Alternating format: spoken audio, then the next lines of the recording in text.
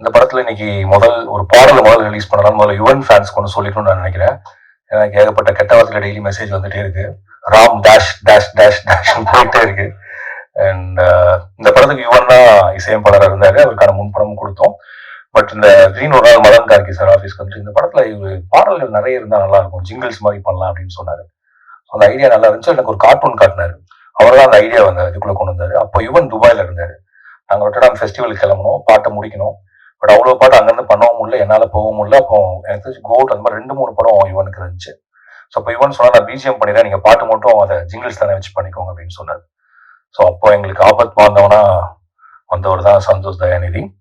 And அவர் வந்து எனக்கு வந்து ஆனந்த யானை மாதிரி ஒரு பாட்டு கொடுங்கலாம் கேட்காம, இந்த கதைக்கு என்ன பாட்டு அதை நான் பண்றேன் எனக்கு அப்படின்னு சொல்லி தான் நம்ம என்ன கொடுத்தோமோ அதை பண்ணி கொடுத்தாரு. ரொம்ப நன்றி Santhosh. And of course Yuvan fan, நானும் யுவனோட ஃபேன் தான். இவனை மிஸ் பண்றேன்.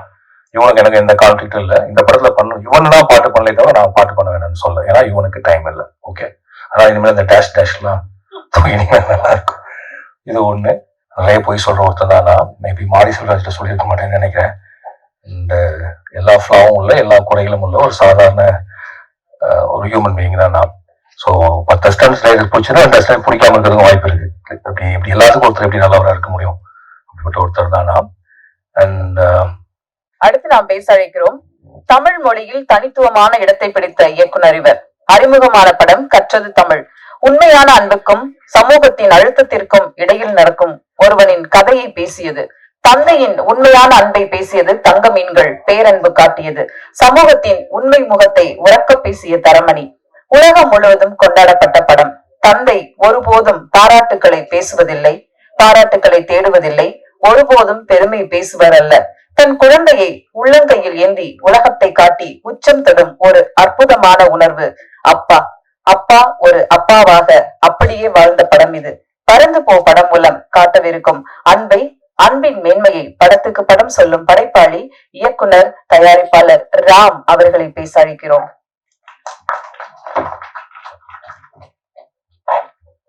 அனைவருக்கும் வணக்கம். நிஜமாவே என்ன பேசுறதுன்னு தெரியல. எல்லாரும் சம்பிரதாயமாகவும் அன்பாகவும் ரொம்ப பேசிட்டாங்க. நிறைய போய் சொல்ற ஒருத்தர் தான் நான். மேபி மாரி செல்வராஜ்கிட்ட சொல்லியிருக்க மாட்டேன்னு நினைக்கிறேன். இந்த எல்லா ஃப்ளாவும் உள்ள, எல்லா குறைகளும் உள்ள ஒரு சாதாரண ஒரு ஹியூமன் பீயிங் தான் நான். ஸோ 10 அஸ்டாண்ட் பிடிச்சுன்னா 2 அஸ்டாண்ட் பிடிக்காம இருக்கிறதுக்கு வாய்ப்பு இருக்கு. இப்படி எல்லாத்துக்கும் ஒருத்தர் எப்படி நல்லவராக இருக்க முடியும்? அப்படிப்பட்ட ஒருத்தர் தான் நான். அண்ட் இந்த படத்துல இன்னைக்கு ஒரு பாடல் ரிலீஸ் பண்ணலாம். முதல்ல யுவன் ஃபேன்ஸ்க்கு ஒன்று சொல்லிக்கணும்னு நான் நினைக்கிறேன். எனக்கு ஏகப்பட்ட கெட்ட வார்த்தையில டெய்லி மெசேஜ் வந்துட்டே இருக்கு. Ram dash dash dash dash போயிட்டே இருக்கு. அண்ட் இந்த படத்துக்கு யுவன் தான் இசையமைப்பாளராக இருந்தாரு. அவருக்கான முன்படமும் கொடுத்தோம். பட் இந்த கிரீன் ஒரு நாள் மதன் கார்கி சார் ஆஃபீஸ்க்கு வந்து இந்த படத்துல பாடல்கள் நிறைய இருந்தால் நல்லா இருக்கும், ஜிங்கிள்ஸ் மாதிரி பண்ணலாம் அப்படின்னு சொன்னாரு. அந்த ஐடியா நல்லா இருந்துச்சு. எனக்கு ஒரு கார்ட்டூன் காட்டினாரு. அவர் தான் அந்த ஐடியா வந்து இதுக்குள்ள கொண்டு வந்தாரு. அப்போ யுவன் துபாயில இருந்தாரு. நாங்கள் ரொட்டர்டாம் ஃபெஸ்டிவலுக்கு கிளம்பணும், பாட்டை முடிக்கணும். பட் அவ்வளோ பாட்டு அங்கேருந்து பண்ணவும் முடியல, என்னால் போகவும் முடியல. அப்போ எனக்கு தெரிஞ்சு கோட் அந்த மாதிரி 2-3 படம் யுவனுக்கு இருந்துச்சு. ஸோ அப்போ யுவன் சொன்னால் நான் பிஜிஎம் பண்ணிடுறேன், நீங்கள் பாட்டு மட்டும் அதை ஜிங்கிள்ஸ் தானே வச்சு பண்ணிக்கோங்க அப்படின்னு சொன்னார். ஸோ அப்போ எங்களுக்கு ஆபத் பாந்தவனா வந்தவர் தான் சந்தோஷ் தயாநிதி. அண்ட் அவர் வந்து எனக்கு வந்து ஆனந்த யானை மாதிரி ஒரு பாட்டு கொடுங்கலாம் கேட்காம, இந்த கதைக்கு என்ன பாட்டு அதை நான் பண்றேன் எனக்கு அப்படின்னு சொல்லி தான் நம்ம என்ன கொடுத்தோமோ அதை பண்ணி கொடுத்தாரு. ரொம்ப நன்றி Santhosh. And of course Yuvan fan, நானும் யுவனோட ஃபேன் தான். இவனை மிஸ் பண்றேன். இவனுக்கு எனக்கு எந்த கான்ஃபிளிக்டும் இல்லை. இந்த படத்துல யுவன் தான் பாட்டு பண்ணலே தவிர நான் பாட்டு பண்ண வேணும்னு சொல்ல, ஏன்னா இவனுக்கு டைம் இல்லை. ஓகே, ஆனால் இனிமேல் இந்த டேஷ் டேஷ்லாம் நல்லா இருக்கும். இது ஒண்ணு. அண்ட் ரெண்டாவது இந்த படத்துல இந்த டேடி ரொம்ப பாவம் எனக்கு ரொம்ப பிடிச்ச பாட்டு. அது வந்து கிட்டத்தட்ட எனக்கு எங்க அப்பாவை தோணும். ஏன்னா எங்க அப்பா சொல்லிட்டு இருப்பாரு, இந்த அவரோட ஃப்ரெண்ட்ஸ் எல்லாம் கேட்பாங்க உங்களுக்கு தங்க மீன்கள் அதெல்லாம் பார்த்துட்டு, ஏன்ப்பா இவ்வளவு மோசமான அப்பாவா நீ, இவ்வளவு கடுமையா நடந்திருக்கேன்னு சொல்லி. இந்த படம் பார்த்துட்டு இருக்கப்ப பார்த்து நான் இந்த பயாசக்தி ஷாட் வர்றப்ப இதுலயும் ஏன்னா இப்படி காட்டியிருக்க அந்த அப்பான்னு கேட்டாரு. ஏன்னா எங்க அப்பா என்னை திட்டினது இல்லை, அடிச்சது இல்லை, ஏன்னு கேள்வி கேட்டதில்லை. நான் என்ன சொல்றோம் அதை பண்ணி கொடுத்தவர் தான் அப்பா. ஸோ அவருக்கு நான் வந்து actually I think I should say sorry to him. ஆக்சுவலா எங்க அப்பா உண்மையாவே பாவம் தான், டேடி ரொம்ப பாவம். அண்ட் இந்த பாட்டு அந்த வச்சு எனக்கு எமோஷனலா கனெக்டட். அப்பதான் நான் புரிஞ்சுட்டு ஒரு ஃபிலிம் மேக்கர் பண்ணக்கூடிய படம் நீங்க கொஞ்சம் குடும்ப உறவுகள் எல்லாம் பண்ணா அவங்க குடும்பத்துல இருக்கவங்க பயங்கரமா அதை ரிஃப்ளெக்ட் பண்ணி பாக்குறவங்க என் தங்கச்சியை பார்த்து நீ தானே அந்த தங்கச்சி, என் தங்கச்சி ஏன்டாடி என்ன போய் இவ்வளவு டார்ச்சர் பண்ணி. ஸோ இந்த படத்துல இந்த டேடி ரொம்ப பாவம். இன்னொரு யோசிச்சு பார்த்தா நானுமே ஒரு டேடி, நானும் பாவம் தான். ஆக்சுவலா நான் எங்க அப்பாவை எவ்வளவு டார்ச்சர் பண்ணோம் அப்படிதான் என் பையன் பண்ணிட்டு இருக்கான். ஸோ அஃப்கோர்ஸ் டேடி ரொம்ப பாவம். அப்புறம் ஆல் அப்பாஸ் ஆர் லையர்ஸ். இந்த லையர்ஸ்ங்கிறது வந்து பெரும் பொய்கள் சொல்றவங்க இல்ல. கண்டிப்பா 24 மணி நேரம் குழந்தைகள்ட்ட உண்மை சொல்லிட்டு இருக்க முடியாது. குழந்தைங்க கேட்கற எல்லாத்தையும் செய்ய முடியாது. So that be lies, sweet lies இருக்கதான் செய்யும். அந்த இடத்துல வரக்கூடிய ஒன்று தான் ஆல் அப்பாஸ் ஆர் லையர்ஸ். அப்புறம் அந்த படம் வந்து எளிமையா எடுக்கப்பட்டிருந்தாலும் அதற்கான பொருட்செலவோட ஒரு விரிவான ஒரு படமா தான் எடுத்திருக்கோம். இந்த படத்தை என்ன சொல்றது தயாரிப்பதற்கு காரணமானது தயாரித்து கொடுத்த ஜியோ ஹாட் ஸ்டார். இது ஆரம்பிக்கிறப்ப டிஸ்னி ஹாட் ஸ்டார், இப்போ ஜியோ ஹாட் ஸ்டார். அண்ட் ஆமா, நான் பிரதீப் சார் சொன்ன மாதிரி இருக்கிறது டெய்லி போவோம், கதை சொல்லுவோம், அப்புறம் வேணாம் நான் சொல்லிட்டு வந்துடுவேன். அண்ட் ஆக்சுவலா பிரதீப் சார் மீட் பண்ணது படம் பண்றதுக்காக மீட் பண்ணல. நரன் வந்து என்னோட ஃப்ரெண்டு. ஒரு நாள் சும்மா அவங்க ஆஃபீஸ் போனப்போ டீ சாப்பிட்றப்ப நீங்க ஏதாவது கதை வச்சுக்கலான்னு கேட்டா அப்படி பேச ஆரம்பிச்சோம். அவர் வந்து படம் அப்போ ஆக்சுவலா நம்ம கதை பேச பண்றப்ப ஜியோ டிஸ்னி ஹாட் ஸ்டாரே ஸ்டார்ட் ஆகல. நீங்க படம் பண்ற ஐடியாலே இல்லை. ஐ திங்க் அதுக்கப்புறம் தான் டிஸ்னி ஹாட் ஸ்டாரே ஸ்டார்ட் ஆச்சு நான் நினைக்கிறேன். ஸோ அப்போ அப்படியே பேசி அப்போ திடீர்னு ஒரு நாள் லாக்டவுன் அப்போ இந்த கதையை நான் சொன்னப்போ குட்டி சார் வந்து ஒரு ஜூம் கால்ல தான் கேட்டாரு. 2-3 கதை சொன்ன நினைக்கிறேன். குட்டி சார் வந்து இந்த கதை பண்ணுவோம் அப்படின்னு சொன்னாரு. மேபி அவர் எதுக்கு செலக்ட் பண்ணாரு இன்னைக்கு தான் எனக்கு தெரியுது. ஏன்னா அவரும் ஒரு அப்பாவா ஒரு சின்ன கில்ட்டியோட இருக்காருன்னு நினைக்கிறேன். நிறைய டைம் ஸ்பெண்ட் பண்ண முடியலன்னு நினைக்கிறேன். ஸோ ஏதோ ஒரு விதத்துல நிறைய அப்பாக்களுக்கு இந்த படம் பிடிச்சதால எல்லாருமே அப்பாக்களா இருந்ததால. But Pradeep sir is bachelor. But இருந்தாலும்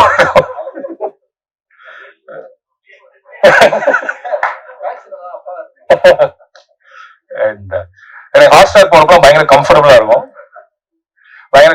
இப்போ வந்து நான் மித்த கார்பரேட் கூட போனதுல இங்க போனா ஒரு குட்டி சார் எப்போதும் சிரிச்சுட்டே இருப்பாரு. அவர் மேல கோவமா இருக்காரா வருத்தமா இருக்காரு, ஸ்மைல்ஸ். நமக்கு அவர் பார்த்தா ஒரு எனர்ஜி வந்து ஓகே, ஒரு பயங்கர ஹாப்பியான பர்சன் தான். நம்ம கம்ஃபர்டபுள். பாலா சாரை பார்த்தா எப்படி இருக்குன்னா அந்த சித்தப்பா பெரியப்பா இருப்பாங்கல்ல, அவர் குரலுமே அந்த ஒரு பேஸ் வாய்ஸ்ல இந்த ஊர்ல எல்லாம் வந்திருப்பாங்க கிளம்பி திருநெல்வேலில இருந்து, அந்த மாதிரி ஒரு சித்தப்பா மாதிரியா இருப்பாரு. And Pradeep sir is like என்ன சொல்றது, என்னோட க்ளோஸ் டியூட் படி. அண்ட் அவர் வந்து 7 கடல் 7 மலையிலையும் எனக்கு வந்து நிறைய கருத்துக்கள் சொன்னார், இந்த படத்துலையும் சொன்னாரு. எனவே பிரதீப் கேமி ஏன் இப்படி பண்ணலாமா அப்படிங்கிற இன்னொரு ஆல்டர்னேட்டிவ் ஜேர்னரை அவர் தான் புஷ் பண்ண. நீங்க ஒரு ஃபீல் குட் பண்ணுங்க, ஹியூமர் பண்ணுங்கன்னு புஷ் பண்ணி தான் இந்த படத்துக்கு வந்தோம். அண்ட் எனக்கு சிவா சாரை வந்து நானும் சிவா சாரும் சினிமாவுக்கு வந்து ஒரே வருஷம் 2007 கட்டது தமிழ் சென்னை 28. அப்ப இருந்து எனக்கு சிவா சார் தெரியும். அண்ட் நாங்களோட படம் ஒன்றும் பல தடவை பேசியிருக்கோம். பட் அதுக்கான கதை இப்பதான் அமைஞ்சுது. அண்ட் இந்த படத்துல நடிக்கிறப்ப எனக்கு என்ன தோணுச்சுன்னா, நான் நிறைய ஆக்டர்ஸோட ஒர்க் பண்ணிட்டேன். ஆனா சிவா சார் கேமரா முன்னாடி இருக்குங்கிறது தெரியவே தெரியாது. எவ்வளவு பக்கத்துல வச்சாலும் அந்த கேமராவை பற்றியான துளி பிரஞ்சி இல்லாம அந்த கான்சியஸ் இல்லாம பண்ணக்கூடிய ரொம்ப ஈஸியா பண்ணக்கூடிய ஒரு ஆக்டர். அண்ட் ஆக்சுவலா அவர் ரொம்ப ஒரு அண்டர் எஸ்டிமேட் பண்ணி அவரை நடிக்கவே மாட்டேன் பிடிவாதம் பண்ணி பல படங்கள் நடிச்சிருக்காருன்னு நினைக்கிறேன். அண்ட் இந்த படத்தை உண்மையாவே நான் என்ஜாய் பண்ணேன். அண்ட் கிரேஸ் நாம டான் கூப்பிடுவோம். ஏன்னா don, she write script, she knows music, she knows to dance. ஒரு பரதநாட்டியத்தில் she did BA. And so இப்போ அவங்க ஸ்கிரிப்ட் எழுதிட்டு இருக்காங்க. அவங்களுக்கு ஹியூமர் ஈஸியா ஹியூமர் வரும். அண்ட் ஒரு சின்ன ஒரு மிடில் கிளாஸ் குடும்பத்துல இருந்து கிளம்பி வந்து சினிமாவுக்குள்ள நுழைஞ்சு தனக்கான இடத்தை தானே உருவாக்கிட்டாங்க. ஒரு ஹீரோயினுக்குரிய எந்த விதமான என்ன சொல்றது, ஹீரோயினுக்கு நம்ம சொல்லக்கூடிய எந்த இதுவும் இல்லாத முழுக்க தன்னுடைய நடிப்பினால் நம்மளை வசீகரிக்கக்கூடிய ஒருத்தர். நான் வந்து இந்த ஸ்கிரிப்ட் எழுதியிருக்கப்ப அப்பன் ஒரு படத்தை பார்த்தேன். அந்த அப்பன்ல ஒரே ஒரு ஷாட் அவங்க ஓடி வந்து அந்த ஆக்டிவா ஒரு ஸ்கூட்டர் ஏதோ ஒன்று பின்னாடி ஏறி உட்காருவாங்க. நான் முடிவு பண்ண இந்த பொண்ணு நடிச்சா அந்த கேரக்டர் கரெக்டா இருக்கும். பிரதீப் சார்ட்ட சொல்லி எல்லாம் சண்டை போட்டு இவங்க தான் அதுக்கு ஒரு 4 மாசம் நான் வெயிட் பண்ணேன். சரி இவங்க ஓகே பண்றது. ஸோ இப்படி அப்புறம் இந்த பையனை தேடுறதுக்கு வந்து நாங்கள் ஒரு பையனை சரி பண்ணிட்டோம். அப்புறம் தேடி அப்புறம் இவன் கிடைச்சான். பிரதீப் சார் என் பையனை நடிக்க வைக்கணும்னு சொல்லிட்டு இருந்தாரு. எனக்கு அவன் வேற படத்துல வேணா நடிக்கலாம், என்னால என் பையனை டைரக்ட் பண்ண முடியுமான்னு தெரியல. ரொம்ப செல்ஃபிஷ் ஆயிடுமோ நம்மளுக்கு ஒரு இது வேற. அப்புறம் கண்டிப்பா இப்போ இன்னொரு பையன் நடிச்சா மலையில இருந்தெல்லாம் சொல்லலாம், நம்ம பையன் நடிக்கிறப்ப அவன் என்ன சொல்லுவான் நம்மளன்னு தெரியாது. ஸோ அண்ட் மித்துல் அன்பு, நாங்க அன்புன்னு தான் கூப்பிடுறோம். அண்ட் வந்து ஒரு என்ன சொல்றது, அவனுக்கு நாங்க ஓட சொல்லி கொடுத்தோம், ஸ்விம்மிங் பண்ண சொல்லி கொடுத்தோம், வேவ் போர்டு ஓட்ட சொல்லி கொடுத்தோம், ஃபுட்பால் ஓட சொல்லி கொடுத்தோம், நடிக்க சொல்லி கொடுக்கல. அது தானாவே வந்துச்சு அவனுக்கு. And is very easy. அவன் ஆக்சுவலா இப்போ நித்தேஷ் ஒருத்தர் இருக்கான், அவன் நடிக்கணும்னு ஆசை அவனுக்கு. அவனுக்கு சீன் நடிச்சு காட்டணும் இல்ல இது ரொம்ப கிரிஞ்சா இருக்கு நான் பாத்துக்கிறேன் அப்படின்றான். ஸோ அந்த மாதிரி லைக் வெரி ரொம்ப நல்லா பண்ணான்.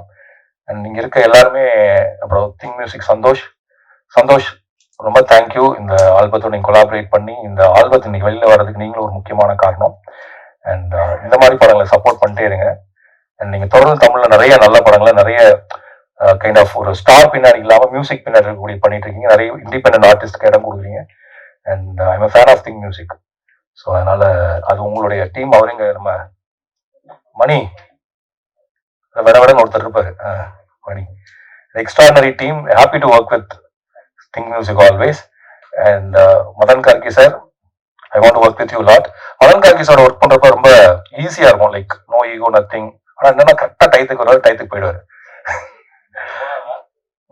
அது போதும். ஏன்னா பிகாஸ் he runs ஒரு அது சரி அதை வரைய சொல்லுவார் நினைக்கிறேன். Is doing a dream project. அதுக்காக வேலை பார்த்துட்டு இருக்காரு. அதுக்கு நடுவில் ஆனா அதுக்கு நடுவில் நான் டார்ச்சர் பண்ணி இப்ப டெய்லி ஒரு பாட்டு மாத்திட்டே இருக்கேன் லிரிக்ஸை. இதை மாத்தி கொடுங்க சார், அதை மாத்தி கொடுங்க சார்னு சொல்லிட்டு. Thanks Madan sir. அண்ட் மைனா இந்த ரஞ்சித் சொன்னார் இந்த படத்துல இவங்க அறிமுகமாகறாங்க. இவங்க கூழாங்கல்ல அசிஸ்டன்ட் டைரக்டர் வேணி. இப்ப வினோத்ராஜ் கூழாங்கலுடைய அசிஸ்டன்ட் டைரக்டர். அதுல அவங்க நடிக்கணும்னு ஆசை. இந்த படத்துல நடிச்சிருக்காங்க. எனக்கு தெரிஞ்சு இவங்க நிறைய படங்கள் நடிப்பாங்கன்னு நம்புறேன். ரொம்ப இவங்க இந்த பையன் மாதிரி தான். Is very easy before the camera. She acts like just like that நடிக்கிறவங்களா இருப்பாங்க. பொறாமையா இருக்கும் அவங்க எல்லாம் பார்த்தா. ஆக்சுவலா அந்த செட்ல நான் ரொம்ப ரிலாக்ஸ்டா இருந்தேன். ஏன்னா இந்த செட்ல எல்லாருமே நடிகர்களா இருந்தாங்க. ஸோ நம்ம வேலை ரொம்ப கம்மியா இருந்துச்சு. லைக் ரொம்ப சிம்பிள் ஸ்டேஜிங் பண்ணி எடுத்துட்டா போகுங்கிற மாதிரி இருந்துச்சு. நான் இனி யாராவது விட்டேன்னா மிஸ்கின் சார் சொல்லணும் கடைசியாக. அண்ட் மிஸ்கின் சார் என்னை பத்தி ரொம்ப பெரிய வார்த்தைகள்லாம் சொன்னார். இவங்க சொன்ன எல்லா வார்த்தைகளும் அது என் மேலோட பிரியத்திலையும் அன்பையும் சொன்ன வார்த்தைகளே தவிர அதை அப்படி எடுத்துக்கிறதா கரெக்ட் நான் நினைக்கிறேன். அண்ட் அருண் விஸ்வா அவர் இன்னைக்கு அவன் கிளம்பி போயிட்டான். என்னோட அசிஸ்டன்ட். அவனோட படம் 3 BHK எங்களுடைய படத்தை அன்னைக்கே தான் ரிலீஸ் ஆகுது. 26ஆம் தேதி ஆடியோ லான்ச். காலையில் அவங்க ஆடியோ லான்ச், சாயங்காலம் எங்க ஆடியோ லான்ச். 2 ஆடியோ லான்ச்சுக்கும் உங்களை எல்லாத்தையும் வர்ற மாதிரி வரணும்னு சொல்லி நான் இன்வைட் பண்றேன். காலையில சத்தியம்ல, ஈவினிங் கிரீன் பார்க், மார்னிங் அங்க பார்ப்போம், ஈவினிங் எங்க இதில் பார்ப்போம். So 3 BHK and பறந்துபோ it's like ரெண்டுமே என் படம் தான்.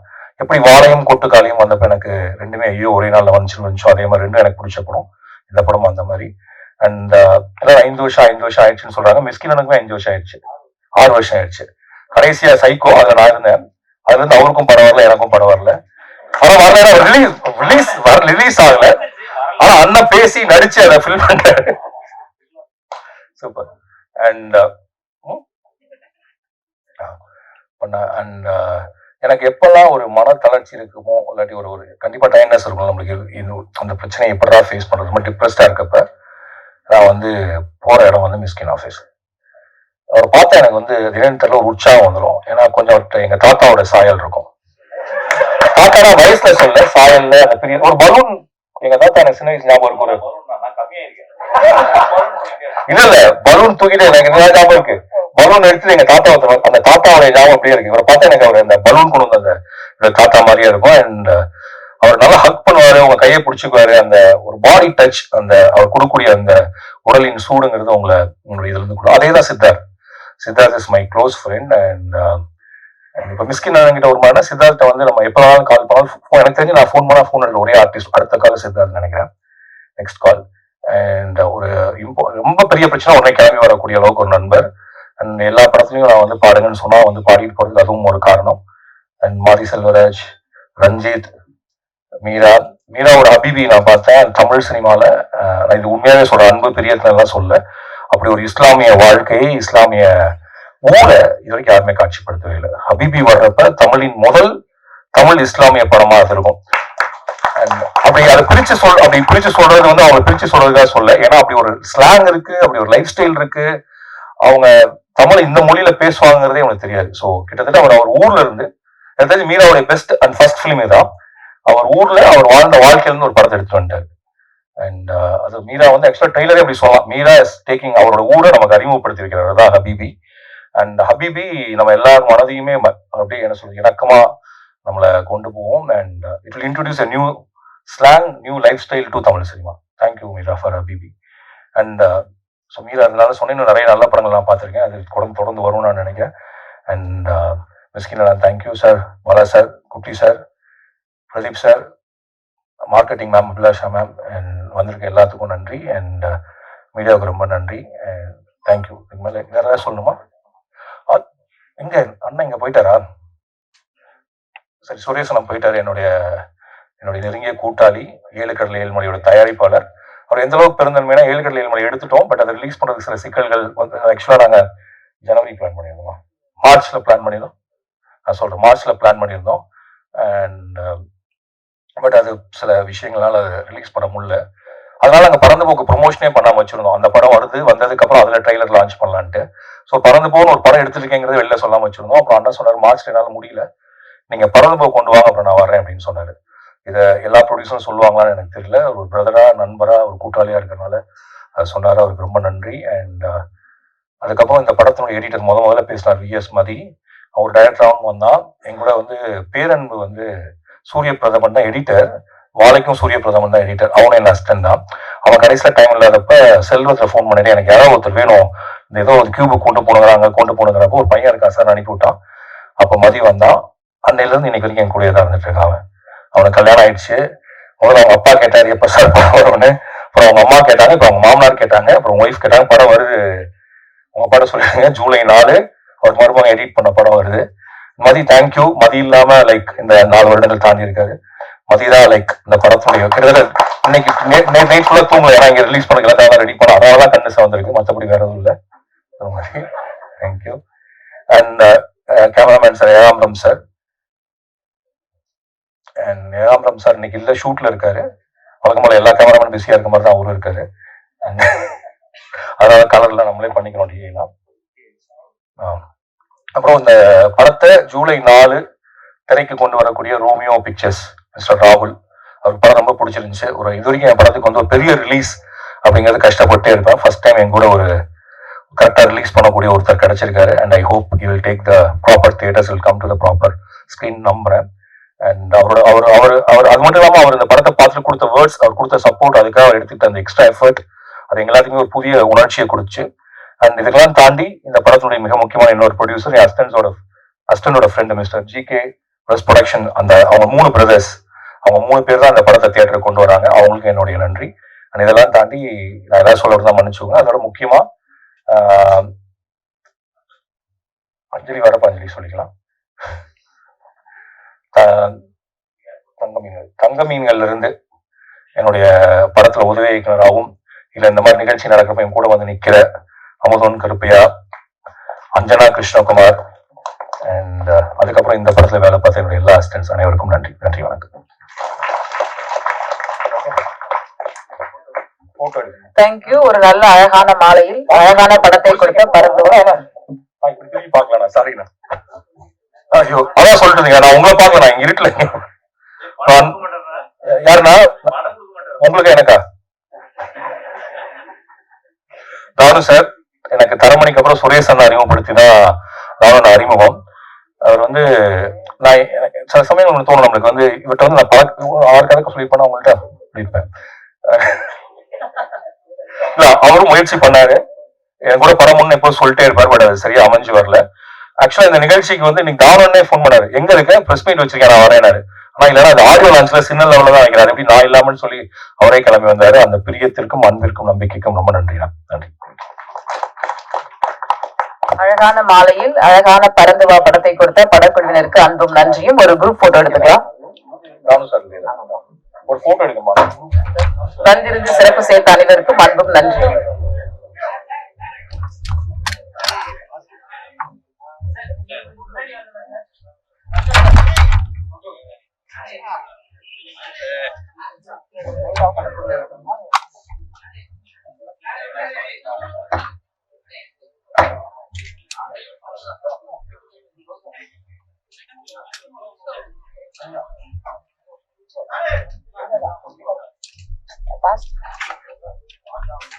Cash. Ay, kau kan dengan yang nak cakap apa tu?